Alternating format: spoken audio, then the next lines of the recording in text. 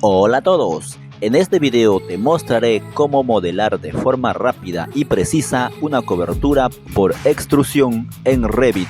Este es una técnica práctica y eficiente para trabajar en proyectos arquitectónicos o estructurales. Empecemos. Primero, ubiquémonos en una vista de sección. En la pestaña Arquitectura encontraremos la herramienta para modelar una cubierta por varios métodos. Para este caso elegimos cubierta por extrusión, pero antes debemos definir o saber en qué nivel se va a modelar la cobertura.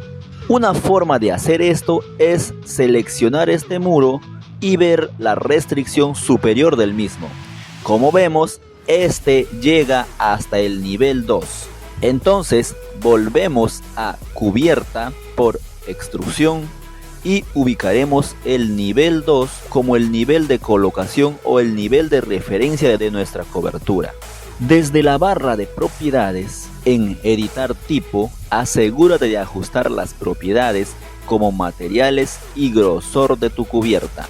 En mi caso tengo este definido como calamina, a la cual se configuró un material con las dimensiones y características típicas de una calamina. En transparencia y relieve agregamos la misma imagen que representa este material.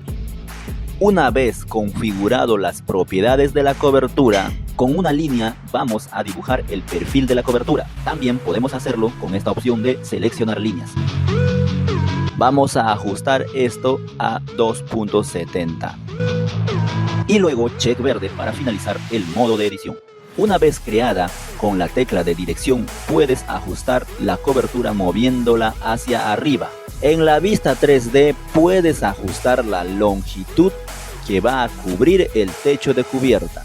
Verifica también la vista 3D por defecto y ajusta la cubierta de ser necesario. Para hacerlo de manera más exacta, ubícate en una vista de sección longitudinal a la cubierta y acota la distancia. Luego arrastra a la longitud que deseas.